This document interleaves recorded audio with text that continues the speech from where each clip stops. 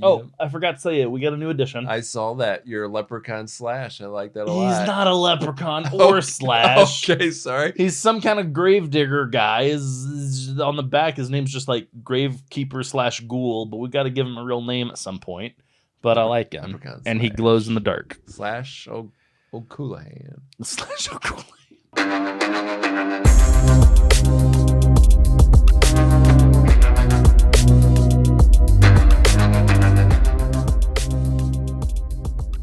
Hey, thanks for stopping in to Night Shift Video. My name is James, and tonight I am joined by this guy. Danny. Danny, how you doing tonight? Super good, super fabulous. So happy to be here. Daniel, we watched a movie called The Beyond. Mm-hmm. It is from 1981. Mm-hmm. In its original U.S. release, it was titled The Seven Doors to Hell. Terrifying. Mhm. Really curious how they got the name changed to The Beyond, but Well, the original title is The Beyond, yes. and then well, it's not. The original title's in Italian. Read but it to me. E tu vivrai nel terror la alidilia. Ooh. Ooh. No idea what that tale. means. Okay. Anyway, it's a movie from Lucio Fulci. This is capping out our series on Italian horror movies. We watched Demons 2. We watched Zombie from Lucio Fulci. And then tonight we watched The Beyond, also from Fulci. Mhm. So we are going to get into our back of the box description. Read away. A young woman inherits an old hotel in Louisiana, where following a series of supernatural accidents, she learns that the building was built over one of the entrances to hell. To the Beyond. To the Beyond. All right, and we are back from our break with our thoughts on The Beyond. The Beyond. So, I guess you haven't been here you weren't here last week. Were Nope. you here for Demons 2? Yes. Okay. So, at this point, you have at least seen the first Demons. You didn't see the first Demons. I didn't see the You weren't here first that night. Demons. So you saw Demons 2. Have you seen any of the other Italian movies that we watched? Did you see Deep Red? I think you did.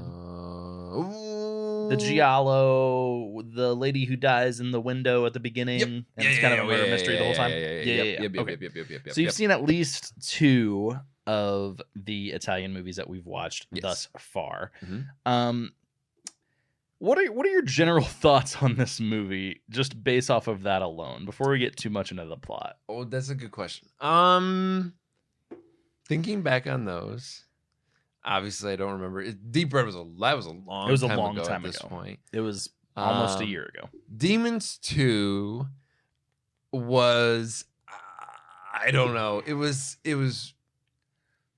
a really cute Italian film, not super scary. Yeah. Um The funny thing about you not really enjoying Demons 2. Yeah. I mean, obviously I can tell from the way that you're talking. You were like, "Oh, that was a great movie." Right. The funny thing about that is that you and I both loved Popcorn, yes. which was an internationally made movie. I don't think it's necessary. I think it's still considered an American film, Mhm. even though I think they filmed it wherever they were. Oh, in Jamaica, I think. That's right. That's right. And it had basically no plot, Yes. but it had a super endearingness to it. Yes. And I would still say that was way more endearing than Demons 2. Demons 2. I agree. I can see the connections you're making now that you mention it.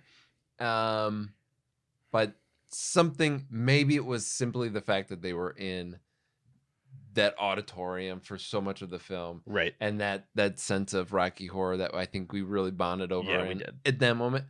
But Demons 2 didn't give me that same tickle. Sure. But I would say for The Beyond, as far as all of the Italian movies that I think I've seen based on the recount that you just gave me, I would place this one probably at the top tier of them. You know, I looked at a couple lists before I picked our final movie for this little series that we're doing. Mhm. And this one kind of surprised me in that it came out within the top 5 of a lot of must-see Italian horror lists. Yeah. And so that's why I was like, you know what? This is consistently popping up. I feel like it's a movie that I've seen on Shudder when I'm browsing, and so like I've been wanting to watch it, just have never gotten around to it. Mm. Let's cap it off with that. It is the second in a trilogy, Yeah. but Fulci's trilogy, I forget what it's called. It's called like the shit, and I already moved off the page.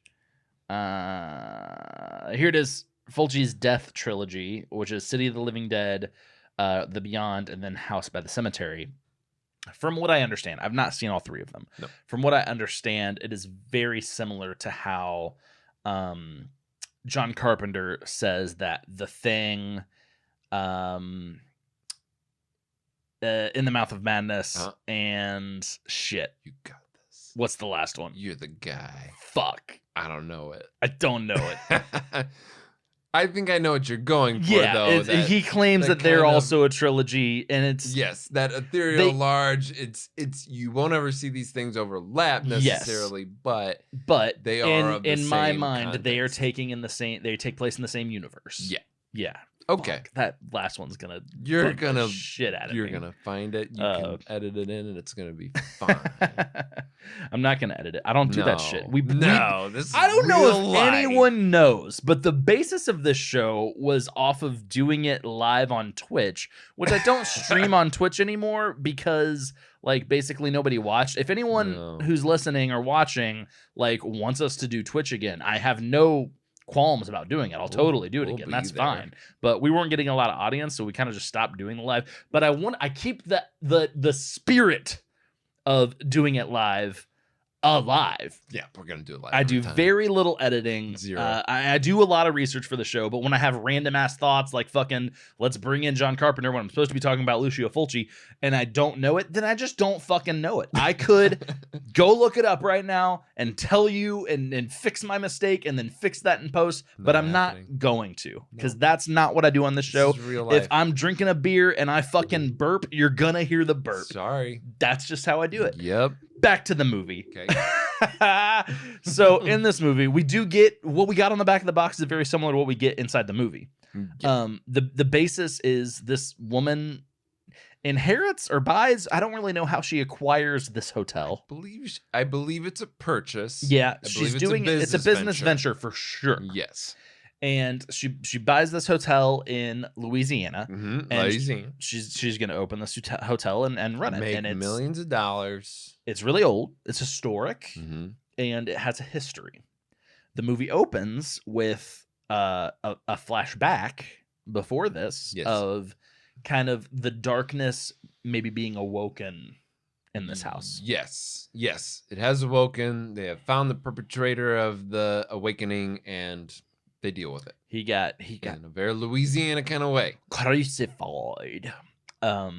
Is what happened. They crucified a man. Crucifixion. Crucified a man to a wall in his hotel room. Because he had discovered this book that he read and found one of the 7 gates of hell underneath this Bayou hotel. Which I guess if anywhere in America has a gate to hell, call us. Makes sense. Makes sense to me, I guess. Call the hotline, please. I think it makes sense. It's probably in Louisiana somewhere.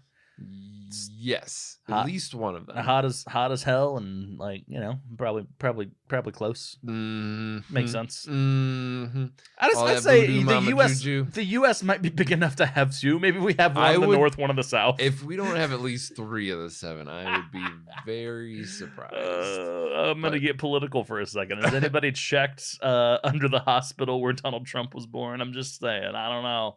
I'm just saying. Wouldn't be surprised. Mar-a-Lago.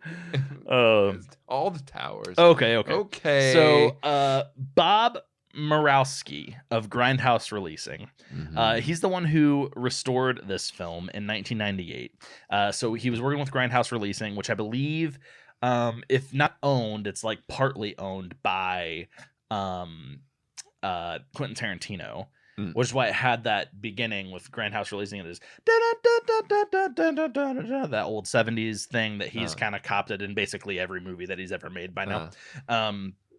So this is the guy who restored it, and he is also a film editor, who edited Spider-Man 2002 with old Tobey Maguire. Yep. And he actually used a shot from this film in the Peter Parker getting bit by a spider sequence where it flashes all this stuff really fast after he gets bit. He used a shot from this movie in Spider-Man. Really? I'm sure it goes by so fast, basically no one sees it except nerds on the internet who write in this trivia. Oh my god, if anybody ever caught that ever before that they knew that okay. All right. I'm gonna go watch freaking Spider-Man. There you go. And that was probably one of the most gruesome scenes I've ever seen in any movie containing spiders. Yeah. That happened in this film. And basically we see a guy just totally get eaten alive by spiders. Sort of, at least his face anyway. Yeah, and it's pretty intense. So what I love about this movie, and I love about movies like this, is once we've established that this is just like a weird haunting thing, but also a demon thing, but also kind of a zombie thing. It's just overarching supernatural thing. We can say, hey, there's really no rules. Yeah. And a lot of times in movies, I'm the guy who's trying to figure out the rules. So I grew up with, the Of the Dead trilogy. Kill the brain, kill the ghoul. If you die, you become a zombie. Doesn't matter if you get bit. If you bit, you die, but you become a zombie if you die, no matter how you die. Like those are the Romero zombie rules. And like I understand them and I can survive in a world with those rules. Not me physically. I'm in terrible shape. And I'm also not a good shot, so I'm fucked. But like I understand it and it makes sense to me. Yep. I get you. I love haunted house movies. Typically because there are no rules. Like we have some loose set of rules of like, oh, if someone died in the house, then they haunted, or like in Supernatural, it kind of introduced the thing of like, oh, if you take the remains out of the house and burn them or something, then like you can rid the spirit. I love it when there's no rules. Maybe that's because I'm such a horror fan and I know the zombie rules. I know the vampire rules. Yes. I know the werewolf rules. Yes. A hunting movie comes with a sense of there's a rules, you can't help it. There's nothing you can do. Even running doesn't help sometimes. Yep. Yeah, I get you. And you're a great person to have here for this. That's to me the appeal of The Evil Dead.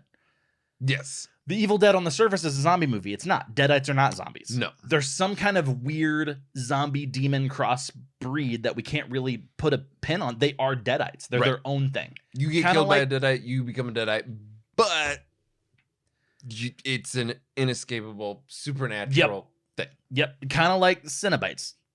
You could say Cenobites are just demons. That's a very simplistic answer. Just like saying Deadites are demons or saying Deadites are zombies is a very simplistic answer. There's more to it than racist. Yeah. There's more to it than that. And so what I loved about this film is that we got ghosts. We got actual like Romero style zombies. Yeah.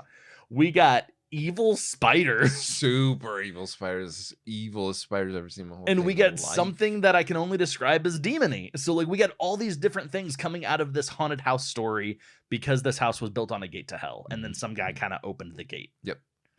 Yes. It is the culmination of everything. It's a lot of things. Yes. It's a lot of types of horror movies. Okay. Yeah. So, beyond that, the plot doesn't matter. Beyond that, that's adorable. Beyond that, the plot doesn't matter. Beyond her purchasing this house and then shit going haywire, the plot does not matter because that is the thing that we've discovered from our experience with most Italian movies is the plot is a very loose thing that holds together a collection of beautiful sequences. Yeah. Basically, every Italian movie that we've watched abides by that, except maybe Deep Red, but even Deep Red, to an extent, follows this same formula. Yes. And from what I have understood in my research, that is just an Italian philosophy to film. That's the way they do it. That's how they do it. That's exactly what they want it to be. Yep.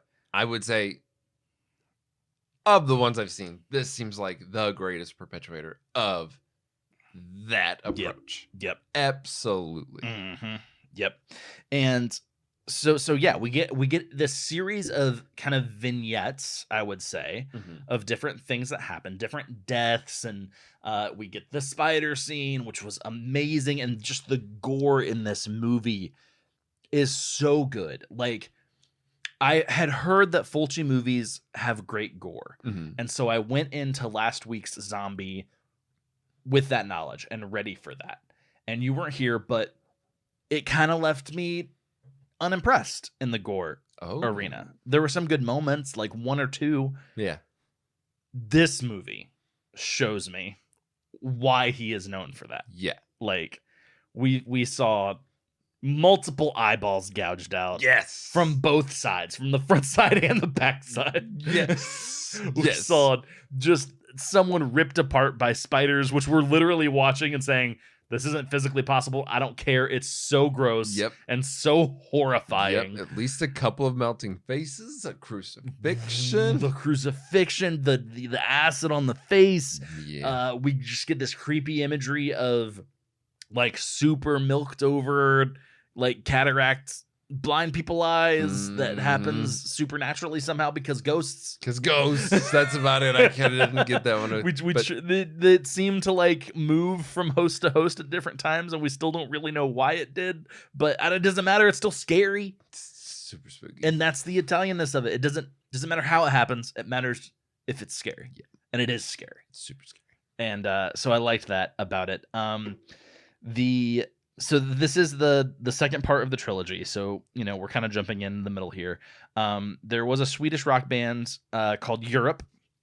You ever heard of Europe? Yes, absolutely. So they have a song that's called Seven Doors Hotel, which is based off of this film. No, don't. Yep, totally based off of this film. And then the book of, I forget how they pronounced it. Was it Ebion? Ebon? I think it was Ebon. Ebon? Yes. I think. Abon. Oh. I'm doubting everything I ever knew before. I think they pronounced it Abon because I think the first time I heard him say it, I thought they said Abel. Abon. And I thought that would be interesting. Yep. So the Book of Abon is kind of loosely based off of some Lovecraftian Cthulhu mythos. And so from what I was able to piece together, this is kind of their own interpretation of the Necronomicon. Yeah. And that's basically the purpose that it served in this movie. Yeah. Maybe not in the same way that it serves in The Evil Dead. Right. But it's this book, and if you read from it, bad shit's going to happen. Right. And they didn't, yes. The Evil Dead, they really focused in. They said, this is the book. This is all the bad stuff. It's the key. You saw the pages. You saw the cover, and it was the thing. But this was like, pretty much, hey, I found this old Bible, and it's really bad. And I accidentally read from it. And yeah. Which, but outside of the symbol, they're very adamant about that symbol. There was a symbol in the book that also showed up on the zombies / demons / ghosts. Yes, branded. So yeah, it pretty much showed up on everything, and then we get this kind of like running through House of Terrors. So we see all these little vignettes of like a ghost thing, and then like the plumber gets killed in the basement when he's working on the plumbing, and that's kind of like a demony thing. And then we see like the spiders thing, which is just scary. And then we see our lead character protagonist, I don't even know her name, but she's that's right, Liza. I believe that's it. I believe that's it. We have Liza driving down the road on this bridge, and then she encounters this ghost lady with the cataract blind eyes and her own seeing eye dog, which later we see this German Shepherd seeing eye dog rip into Huge Ghost balls. Lady. Oh yeah, ripped into the ghost lady. Oh my gosh, that was amazing. that was it's amazing. Terrible. It's so intense. So intense. The gore is so good on that part. Yes. I don't understand how any of it works. I don't understand how she's a ghost from the past who is tied to the house, but she's able to leave the house whenever she wants, and she has like a modern seeing eye dog who can physically interact with her, but then also the dog eats her alive. I don't understand how any of it works. Yeah, nope. but it's cool. Super cool. Loved it a lot. Yep. Didn't get it at all. Not sure if she was ever alive, but then she definitely died. I don't know. I don't know. I don't know. I don't think she was ever alive, but we watched her get killed. And I Yep. don't understand how that's supposed to work, but I liked it. Yep. And later, towards the end of the movie, Eliza is, whenever she says that she saw Ghost Lady, Yep. and the doctor's like, I don't even see anything. think that was real. Yeah, That house has been scratching on your abandoned for arms. 15 years. I'm a doctor. You have to listen to what I say. I'm from Louisiana. And so, like, I don't even know, how did I watch a ghost die? But I did. I watched a ghost get eaten by a dog. Yes. Who was being scared by other zombie Zombies. ghosts? Yep. I don't know. Oh God, this movie has so much going on. So Hell's a because it crazy has so much place. going on, were you here for In the Mouth of Madness? This is Josh's pick. It's it had Sam Neill in it. Mm-mm. This movie reminds me a lot of In the Mouth of Madness. In the Mouth of Madness took a much bigger approach. Like, it was very Lovecraftian in nature, and like this author basically was writing the end of days. Scratch that. I was here and I remember the movie entirely now. Yes. Sorry. Yep. I remember it. Yep. I remember the movie. There was an author and there's a whole thing. Do you read Sutter Kane? He tried to drive out of the town like 1,000 times. It was a whole thing. Mhm. The old lady from Happy Gilmore was in it. Yep. I remember the movie. That's the one. Yep. You got it. Very good. So this movie reminds me of that, with just all of the insanity that's happening. Mm-hmm. And obviously, if they're pulling this Book of Avon from kind of sort of Lovecraftian lore, like, I could see, maybe why these two would kind of be related. Yeah. And I liked that part of it. Also, Cody was with us tonight. Everyone who's listening or watching Never heard of regularly, him. you've Okay. probably seen him on here. He's Yep. the loudest one. Little Asian one. Other than myself. Okay. Nope. All Stop right. confusing people. Sorry. And Cody said, when I realized we were going to be looking at the gates to hell, I thought it was going to be much bigger and like connecting the 7 gates or something like that. Like this big kind of like world globe-trotting Yeah. conspiracy adventure movie. And like he said that, and he wasn't necessarily saying that this movie's bad because it's not that. That's just what he expected.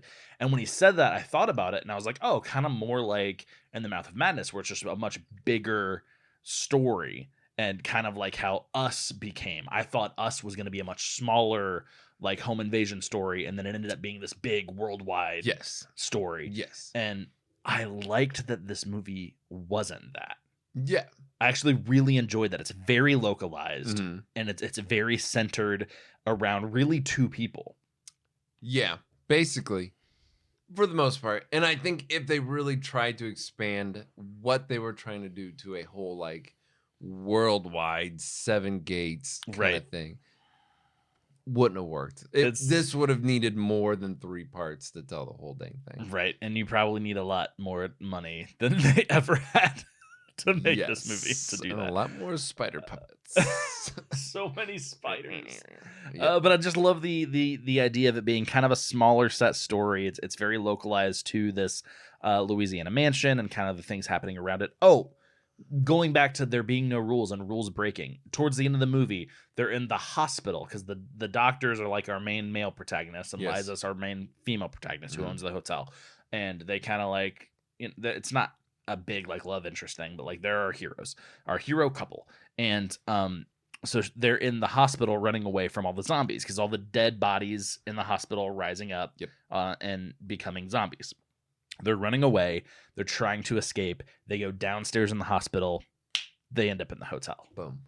That's the kind of just rule breaking stuff that I really like. Yeah. And like, as a viewer, as an analyst, if you're analyzing that, you're like, oh, well, like, that just doesn't make sense. And it breaks the laws of physics and nature and all these things. Like, but because I watch so many horror movies, sometimes I want that. Yes. That And allows me to be in a fantasy world. yes, it is suggestive of, it does not matter how hard you have fought against everything that you are up against in this semi-realistic setting that you are in this hospital. Yep. It does not matter. You are already in hell. Yep. You are already in the process, and you just taken one step further. Yep. So the way the movie ends is basically that they end up in the bottom of the basement of the hotel again. They walk through kind of the little sewery area where we've seen a couple different times. Arthur. Oh, Arthur. I'm not even going to talk about Arthur. I'm going to talk about Arthur. You can talk about Arthur. You want to talk about Arthur? You tell Arthur. us what you want to tell us about Arthur before we move the on. thing about Arthur. Was he even spooky? Was he even haunted?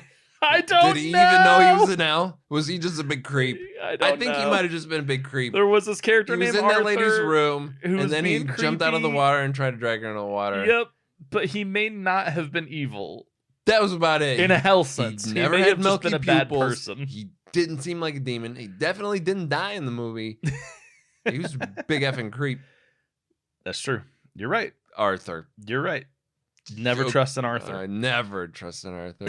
Man or Aardvark. Art the clown. I'm sure he's an Arthur probably. Probably. You know? Don't Think trust in about Arthur. it. So The more you know. Okay. so they're walking through the basement Mhm. tunnels area, and then they basically just end up in what we are to believe is this depiction of hell. Yes. And it's just like this barren wasteland, just kind of white ashiness everywhere Yes. as far as the eye can see, and then just darkness and bodies, lots of bodies covered in this white ash. Whatever way you look. Yep. And this actually is very much like the ending of a movie called The Void, which I believe you have seen. I have seen it. Yep. And The Void ends in a very similar way. It's a kind of this Lovecraftian story, and they end up in this other world, whether it be hell or the old world or the world of the old gods, or however you want to look at it. And it's just these two humans who are presented in this extremely supernatural world now, and it's like, good fucking luck. Yeah. This is it for you. Yeah. And this movie ends almost in the exact same way. It would not surprise me at all if the makers of The Void had seen this movie, because it ends so similarly. And honestly, I feel like a lot of people would say that it's kind of a cop-out because it gives you no answers and you're just kind of left like, oh no. I love it. Yeah. I love that ending. It is the bottoming out of what seems like a hopeless situation becoming just absolutely insurmountable. You are in it. You can walk for eons into this empty void of nothingness, but this is it. Yeah. This is it. Yep. There's something so hopeless about that I find super terrifying, and I like that type of ending. Yeah. Yes. Okay, we're going to take a quick break. We're going to come back to you in just a minute with our final thoughts on The Beyond. All right, let's get into our final thoughts. Okay. I'm going to start off. I feel like I've talked about it a lot, so I'm just going to go right into my rating and my nuggies. But before I do that, I will say I don't think this movie is registered anywhere for Rotten Tomatoes. Oh, I couldn't find it find anywhere? a Rotten Tomatoes score. I even went on the actual Rotten Tomatoes website and searched for The Beyond. I also searched for the other title that it was released under, The Seven Doors to Hell. I couldn't find it under that either. So I don't know. Not even good enough for a rating. I don't know the RT score of this movie. I do have the IMDb score, which is 6.8 out of 10. Oh, darn it. So, we can call that a 68%. Okay. And I'm going to say that this movie for me is going to be a thumbs up. And I would say that my opinion on it changed during the third act. Okay. I think that the first and second act, I enjoyed it. I was having fun. It was one of those, it's an older movie, so we can make fun of it. Yeah. But the gore effects are really shocking for the age of the film. Yeah. It's very impressive. Yep. Seeing this guy get eaten by spiders, even when the spiders look like crappy puppets, and you can clearly see, oh, that's the one real tarantula, and these are all the fake tarantulas. Like, even with that, it was still really gory and really intense, and it grossed me out. Yeah. As much as it didn't make any physical sense whatsoever, it grossed me out, and I liked that about it. So it's a thumbs up for me, and I'm gonna straight out put it at a 80%. Wow. I cannot believe that, because probably through the, like I said, through the first 2/3 of the movie, I probably was gonna say thumbs down 35%. Wow. And then the way And they then it just wrapped things turned. up, I really liked it. I really respect it for what it is. Yeah. I love just the bonkers supernaturalness of it. And so that's it for me. Thumbs up, 80%. Okay. Wow. Okay. I know. Lots of follow. I can't believe it. I would say similarly for the beginning of the film. The beginning was unimpressive. The acting was laughable. Joe shows up and it's brr, and Bob dies and it's like brr. Should we? I call the doctor. Is he here yet? I don't know. Oh, Bob. Okay. I forgot about look, Bob. there's the doctor. There's station. Everything's. I didn't like it, but I agree. Towards the end of the film, you had some of those really big, cool, frightening, gross kills with the spiders. The dog that was just like you're rooting for friggin' Dickie going after these zombies, and then silence, and then Dickie comes back to schmooze with old Emily, and then she's you did it, Dickie. Boom, turns on her, starts freaking gnashing at her throat. So good. Terrifying. Another thing that really jarred me in this movie, and I don't think really, maybe it hit you or Cody or not, was the audio. There are so many parts of the film that, most of it was just bland, low-key, dialogue, whatever. But when it hit those big marks, the volume just cranked, and the sound effects were just loud and jarring. The very beginning of the movie, the lightning, which was kind of over the top and ridiculous, right, was just so loud and in your face. The lighting looks stupid as heck, but the freaking sound was just loud, and there was doing it live. I sneezed. There were so many other parts of the movie. When the dog was going after the ghouls, you had Eliza yelling, you had the dog gnashing and barking, you had like some background ghoul noises going on and stuff, and it was a lot. I was just in this audio sensory overload. That's awesome. And I mean, spoilers, I guess, like to mess with your bias a little bit. Like, that might be that I did get a new AV system, and so the sound is better than it's been previous times that you've been here, and tonight was the first night we've watched a movie with it. And but also what's interesting is we watched this on the Shudder app, which the Shudder app does not have support for 5.1 surround sound. So even if like what we watched is like let's say we watched Hereditary on the Shudder app, like it's not programmed to send those signals in a way that we get that surround sound whispering effect, right, that we all know if you've seen Hereditary. So you're watching a 1981 film that probably wasn't really, it's an Italian film, so it probably wasn't really programmed with 5.1 as a thing anyway. You're watching it through an app that doesn't even support surround sound, being put into a halfway decent audio system.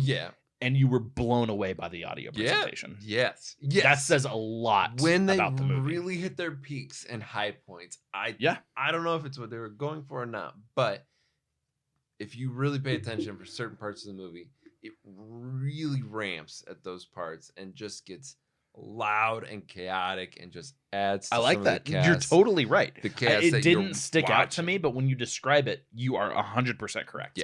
So I really appreciated that. Overall, great practical effects. It's better certainly than any Italian movie that I remember. And even so like I was trying to compare to like timeliness. So this was 81. And I think Evil Dead was 81. It's close, So right about the same time. And if you like really think side by side, I mean, they're close. You get similar action, similar kind of effects, but comparatively, I would say this one, maybe from a quantitative point, Evil Dead is 81. You get more from this than Evil Dead. Yeah. So I love Evil Dead. I love the look and the effects of Evil Dead. That's no secret on this show. But Yeah.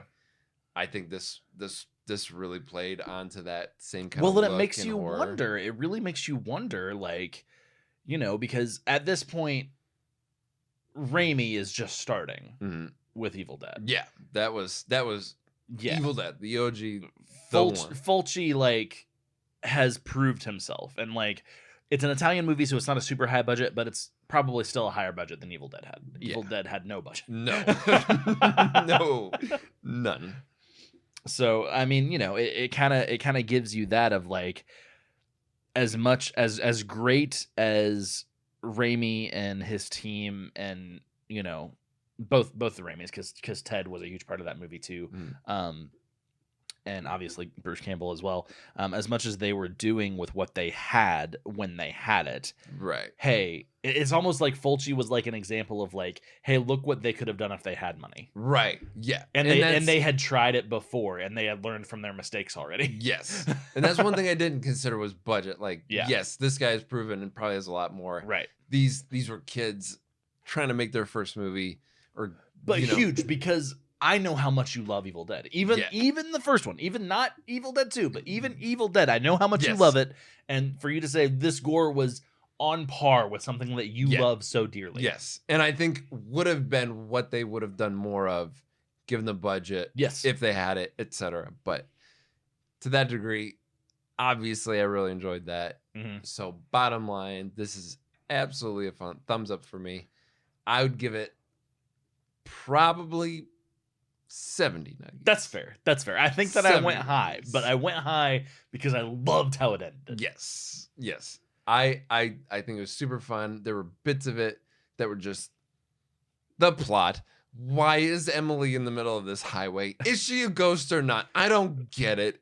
I don't know. Does she just hang out on highways with her dog or not? I don't get it. Why did Joe and his wife die, and then their daughter became a ghost somehow? I'm gonna call her Wendy. Why did Wendy because she had red hair and pigtails. Yeah. Why did Wendy get milky eyes? I don't know. I didn't get that. It's because the naked dead man fell on top of her and that gave her white eyes. It's freaking sweet when we see her get shot in the face, though. Probably, yeah. Best Little headshot we didn't talk about that one yet. Most of the headshots were just like, oh, I got a little blister on my face. Oh no, blew up this 14-year-old girl's face. Freaking blew up Wendy's head. She looked like goddamn baconator popped out her head. It was crazy. Crazy. Oh yeah. I loved it. I liked it a lot. Yep. All right. Well, there you go. So 2 thumbs ups. 2 thumbs ups. And then you're at a 70. I'm at an 80. So we're calling it a 75. Watch the movie. Yeah, check it out. If you've not seen it, check it out.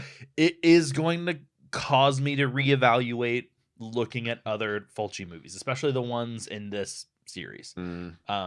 After Zombie, I was kind of like, ugh. I felt like Fulci was kind of a letdown, but now figured it out. Maybe I'm gonna look at it again. I want that trilogy. There you go. All right, you got anything else to say to the people? Don't trust Arthur's. They're freaking weird. Don't really understand his role in the movie still. If you can figure it out, please write me at this show's email address, please. You can just contact us. We'll talk about it. Yeah. I don't get it.